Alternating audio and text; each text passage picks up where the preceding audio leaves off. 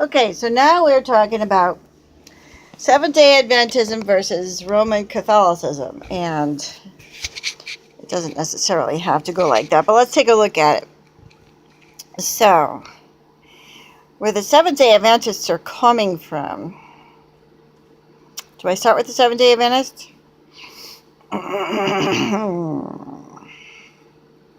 I think I'll start with the Seventh-day Adventists because I said I would. So, they worship on the Sabbath day, or they think they do, when the real Sabbath is not based on a Roman calendar. So the real Sabbath is a different day every week. If you use the lunar calendar that the Jews went by Jews of old. Okay, so the Seventh-day Adventists think of themselves as worshiping on the Sabbath day because they go to church on Saturday. From Friday at sundown to Saturday at sundown was originally what they did. Back when I was raising my child and she was only between 6 months to 4 years old, that's what I did with them. Because I wanted to block out of my mind the events that had happened to me with the ever-burning hellfire and all of that. That scared the crap out of me. So I pushed it out of my mind, and I coped that way. I hooked right onto them when they said they do not believe in an ever-burning hell, and so I started, hanging out with them for that, and not just because of that, but because I needed some social outlets for my child and for myself together in a community family setting. And they were good for that. Now, they've kind of slacked off big time since then. They only go to church for an hour. It used to be an all-day thing, from Friday at sundown to Saturday at sundown. That was the whole deal. That's why it was considered the Sabbath of the Lord, that God set that whole day aside for man's rest and his communion with God and his fellow man. So now they just go for an hour, from 11 to 12, and then they go home on Saturdays. Now, if they're going to keep the Roman Saturday, that's actually Saturnalia. That's worshiping Satan, potentially. So that the reason that they want to avoid Sunday is because they're trying to avoid the worship of the raw sun god. Now, I have to tell you, there are covert messages that are very deliberate. They're not just traditions from ancient art that have been accidentally handed down within the Roman Vatican. Roman Vatican is really up to a lot of mischief, and they are researching these arts. They have so much in the way of literature in their archives. It's ridiculous, and they are researching these ancient arts of the raw sun god worship, and which involved child sacrifice, and they're putting it out there as part of their Vatican art. And we have verification from people making pilgrimages, including a British person taking, videos of this in the Vatican, and that's very contemporary. We also have verification of this from a Jesuit who was the advisor to a pope. So I guess not all Jesuits are evil, right? They can't be, but they take that oath. And the oath that they take, which is archaic, is very evil. It's an evil oath. But in their hearts, they're individuals, and they're not all evil. And so this Jesuit, what's his name? Father Malachi. He was an advisor to Pope John Paul II. And he verifies that a satanic occult made its way into the Vatican. And I don't know what title to tell you to look up, but when they were, I think it had something to do with the third secret to Fatima, and they were interviewing Father Malachi. And in that same video, they're showing human sacrifices. They're showing spliced tape of human sacrifice. So it's hard to make out whether, where they're getting this, or is this really happening? Are these clips from a movie? Or is this... It looked real. It didn't look like a movie, but it could have been. It looked like they were splices of tape, and I'm pretty sure that's what it was. Splices of real life videos of people in distress because they were being experimented on by the CIA, FBI, CIA, and also the clergy under Freemasonry. So this was all like talked about by some famous woman within the, Roman Catholic circles, as well as Father Malachi. The famous woman, I don't know her name is, because I guess, but she's a highly commended person because I've heard people talking about her. And she got this big blue bow and this long gray hair, kind of freaky. But she was quoting the third secret of Fatima. I believe that's what she believed she was quoting. So, at any rate, so we don't know. And, the Monsignor that I talked about, he had a one-on-one with Lucia. So he actually visited Lucia. He's got classmates working in the Vatican, and he doesn't think that they're into all of that. So, but just because he doesn't know some of the evil people in the Vatican doesn't mean they're not there. So Father Malachi said that a satanic occult did get into the Vatican. The Monsignor that I spoke to did say that he is familiar with Illuminati and Freemasonry. That he is familiar with, the fact that they exist and that they've made their way into the Vatican. And he did verify also that the Jesuits have been bullying the popes. That he validated. So St. Malachi Martin was not one of the bullies, I guess. Advisor to the Pope verifies that satanic occult got into the Vatican, and they showed spliced tapes of Freemasonry, I guess, involved in human sacrifice. Okay, so that Freemasonry exists throughout several systems, not just in the Vatican. In fact, I don't even think it started in the Vatican.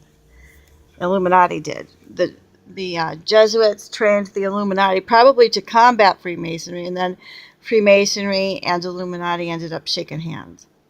Okay, and they became like one occult. So I want to verify that the Illuminati influenced clergy are researching the ancient art of the raw sun god, making it a symbolic part of their Vatican art displayed in the public, and taking advantage of the laity who, mental or spiritual advantage of the laity who don't understand what this artwork is about. And there was a British professor who was exposing all of this. Okay, so we got a few people that are exposing all of this. And the Monsignor that I spoke to said, that there are some covert activities going on in the Vatican. Okay? And he knows, he's personally aware of some of the personalities, the good personalities, and also aware of the not so good. So we get a lot of verification going on. Now, this is what the Seventh-day Adventists are concerned about, and why they want to worship on Saturday instead of Sunday, thinking that Saturday is the Sabbath, which it isn't. And Jesus is our Sabbath. Okay? So they think by avoiding Sunday, they're going to avoid the Ra, the sun god, the worship of Ra, the sun god. And I have to say, in the Holy Eucharist, when they're offering the disc, the huge disc, lifting it up in place of offering Jesus Christ as a human being on the cross, and they're lifting up this huge white disc and then bring it down again. It's the most beautiful thing in the world. I mean, like, why would it seems to me commemorating the Sabbath, right? The sun up, sun down. I mean, from sun up to sundown, like yet another day honoring God. But I mean, like, that's the sun, the worship of Ra, the sun god, also sun worship. You could say sun worship started in Genesis with that notion that from sun up to sundown you must, keep the Sabbath of the Lord. And the Lord created the sun. It's not an evil thing, but it could be turned into an evil thing when you're worshiping Ra, the sun god, because they believe that there's a dragon behind the sun, and that they're offering human sacrifices in order to keep time going and all of this. Well, they're doing that. They've been doing that at least for the past 300 years. So I don't know why they keep giving different time, centuries on there, but because it's been going on for thousands of years. So what's this magic 300 years? I don't know. Maybe there was some sort of, pendulum swing on who knows, where it maybe just escalated in the past 300 years. So anyway, it definitely has escalated in the past 300 years. And some people say it's escalated even more in the past 50 years. And that's very believable. There's a lot of mass graves being uncovered. And it's the Roman Catholics, I can't say it's the Roman Catholics doing it. It's those covert systems coming out of the Vatican that are doing it. So there are people that they got 1 foot in heaven, 1 foot in hell. So when the giant split. And I guess there's a number of them that are denouncing Satan on Easter and worshiping him the following week. They denounce Satan on Easter Sunday, and then they worship him the following week. And they're offering blood sacrifices. Human sacrifices. So that's what the Seventh-day Adventists are trying to avoid. But it isn't just the people coming out of the Roman, the covert Roman Catholic system. Okay, it isn't just these. It's also Protestants as well, and Nazis and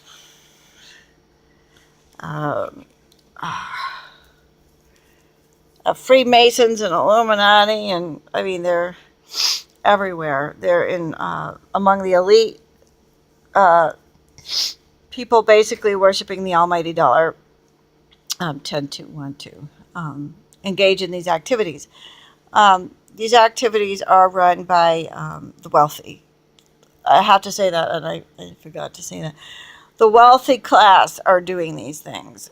They believe that they have the right of life and death over other people. And if they're rolling in the dough, which, they are invested in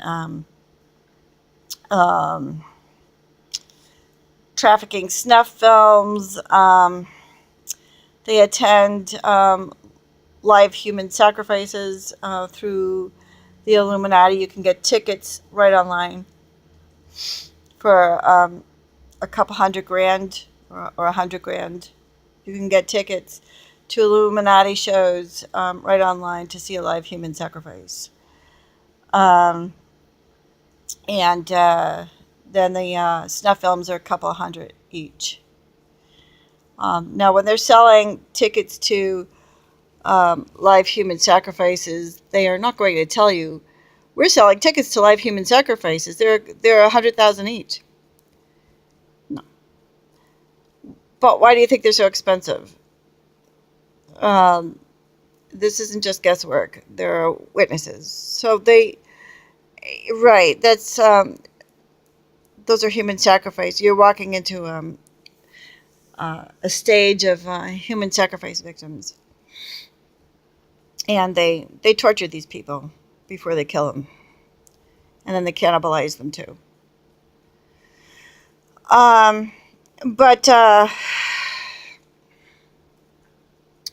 so that's why they're so expensive, and it's kind of a covert, like a secret cult of very wealthy people that are very much aware of what they're buying tickets to go see. Not everybody that walks into it is aware of it. I guess they come dragged in as guests or whatever. But from if they're family members, they'll be kind of dragged into a situation they don't know what they're in for, and they have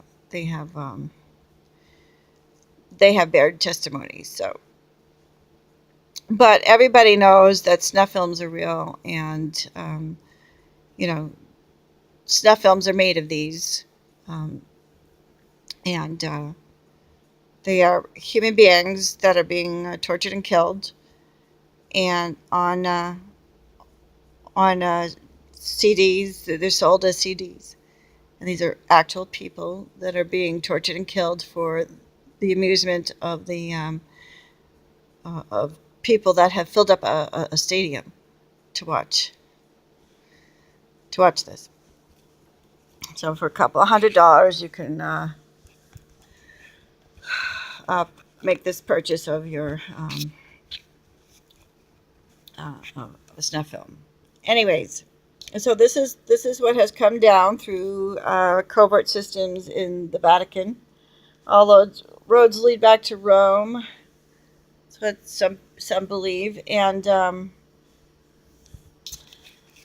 because it's the most ancient system. So we don't know. So some people believe that the monarchy in England is, in some of the other monarchies, I think that even come out of there, are more powerful and more, you know. But I wouldn't know. I think that possibly it's more of a spiritual problem, which would derive from the Vatican. It makes more sense to me to think it's Vatican because the Queen of England. That monarchy used to be Protestant, and they left the covert spirituality of the Vatican, right, to purify of all of that. And I think, well, with King Henry, he wanted a divorce because, and so because he wanted to divorce and remarry, he, you know, uh, protested against the Roman Vatican and had Thomas More. Was he the one that had Thomas More put to death? So, well, anyways, that's how the Anglican movement started, was to appease, the needs of King Henry. Um, so yeah, eventually, what happened with the Protestant movement is, puritanical, and they wanted to purify of, um, some of the covert systems of the Vatican. So, um, I don't know whether or not the Protestant monarchy also had wanted to do that. But to this day, you can't be royalty in um, England if you're a Catholic. They won't have any Catholics sitting on the throne. So um, that's just tradition. At this point, I think that's really just tradition. That tradition will probably change. Looks like it is because Pope Benedict, who is also a cousin to Queen Elizabeth um, came to her for, to try to get her back into the Roman Catholic Church, and they wanted to, kind of put their heads. They're trying to bring all of the Protestant denominations back into the Roman Catholic Church, and all the powers of the earth as well, to become a one world government. And Pope Benedict worked with Queen Elizabeth on that, on the Crimen Solicitatis.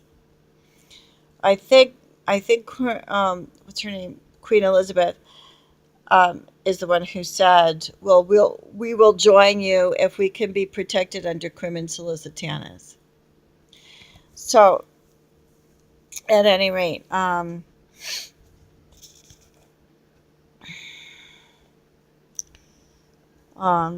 how is so we uncovered some of the Seventh Day Adventist error, and we talked about why it is that what it is they're trying to avoid in worshiping on Sunday. We said that there is, no one particular day that is the Sabbath according to the Roman calendar, and you'd have to go by the lunar calendar to figure out which day of the week is Sabbath, and it's a different day every week. The Sabbath of the Lord. So I think that the reason that Jesus Christ rose from the dead on Sunday, which was the first day of the week, was to kind of, begin something new, and in our understanding of, in our New Testament understanding. The New Testament understanding being that Jesus is our Sabbath. He's our Sabbath every day of the week, and that's why they have whole daily Mass in the Roman Catholic Church, for those of the Roman Catholics that choose Jesus Christ and choose Him all the way, not just part way. So yeah, I don't know how it is that some of them can justify denouncing Satan on Easter and then worshiping him the following week, and holding blood sacrifices to Lucifer the following week. And then again, there are some that think that Jesus Christ and Lucifer are one and the same person. So they're using Jesus Christ in the Roman Catholic Church to replace, I don't know, one of the gods, right? Juniper, I think it is. Juniper, the sun god, or the son of the sun god. I think that's what it is. And then also the Blessed Virgin and Jesus Christ have been replacing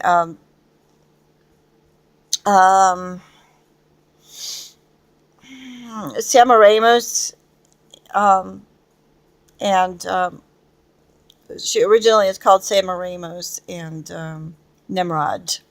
That story where Semiramis was carrying on an incestuous affair with her son, and I don't know if she got angry with him or something, and killed him, and then divided up his body and buried it in different parts of the earth throughout her kingdom. Nimrod had been the king of Babel. So eventually, throughout the kingdoms, Semiramis was called Isis. This is part of why some people are comparing the Roman Vatican with ISIS, and saying that they created ISIS. Well, they may have, in a religious or spiritual sense, contributed. Some of the same kinds of covert symbols exist in the Vatican that exist in Turkey, with the where they have their Mecca, and they're looking into this box or something, and they all worship this box, giant box, and they I guess they look into it or something, and then there's this fallen star, uh, piece of rock, and it was a, um, what are those? An asteroid piece of rock, and it's encased in this giant box that, and they look inside of it as part of their devotion or something, and they're made to bow down to it, and if they don't bow down to it, they'll get their heads lopped off, like as happened in one of the Old Testament kingdoms of, I think Babylon, yeah, and Turkey. I think that is where the Tower of Babel was too, but I'm not sure. Then, and so now you have the Vatican doing that. They're looking into this, um, this case, and it's this elaborate case, and it's got a little window, and they look into it to adore the Eucharist, or maybe some relic, maybe even a human body part for all we know, but more commonly the Eucharist. And you know that the Vatican, or the Vatican, they will take relics and body parts of people, and revere them, in different museums, or Catholic museums, or whatnot. Um, yeah, cathedrals, museums, whatever, and it, to suggest that they are relics of saints. So I mean, all these, like, kingdoms of the gods, are still in existence, and they have taken on the form of what they have called Christianity, but are covertly, from ancient pagan rites. And to top it off, they are also, um, actually performing human sacrifices. So, the celebration of the Holy Mass, where they're lifting up the sacred host, and it looks like a giant sun, when this giant wafer, is not so harmless, even though, it's hard for some of us to live without that, because it seems so poetic and so beautiful when you think of it as just a memorial service for the man called Jesus, who who died for our sins, and was raised again to life, and all of this. And I would hate to think of it as, something that is just covertly criminal, and something, that is really only, um, fictitious, or mythological, and a means for criminal activity. Um, so, people have wondered whether Jesus Christ really ever existed, or could he be simply, a mythological embodiment of maybe several messiahs, a movement, uh, uh, he's more of a concept, and an outcry against, um, totalitarianism, as it were. So, I don't know what to do about this, because I'd have to reorder my whole life. But to look at the disc, going up and then coming down, and symbolizing the sun, is by itself not such a bad thing, you know. And then thinking of it as, a memorial service to Jesus Christ, and that his spirit is perpetually with us. In my experience, the Holy Communion actually does heal me. But I'd hate to think of why. I mean, what are they putting in the wafer? What are they mixing into the wafer to make it useful to us, to give us that high? Is it the, what do you call that? Oh, they called it the chromo, uh, and the endorphins or whatever, the chromo, um, something or other. That goes, this chemical that goes on off in people that are being tortured, and that the Satanists are addicted to.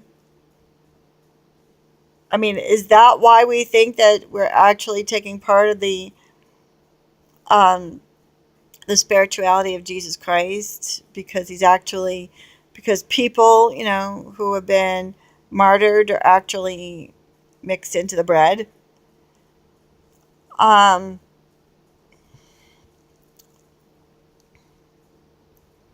so it's not endorphins, it's adrenaline. So they call it chromo chromo and adrenaline. I don't know what they call it. I forget. So I mean, these are horrible, horrifying possibilities. All right. Are you still there? Okay, I'm still on. Awesome. These are horrifying possibilities.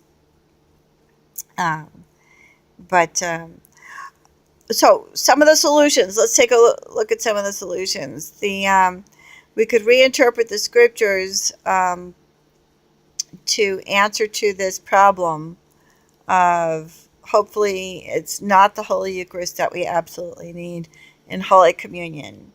Maybe that's not, even though it seems like that's what's calming my heart and enlightening my soul and my being. Maybe there are,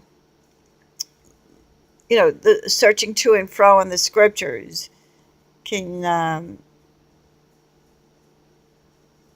also connect us to the Lord Jesus Christ.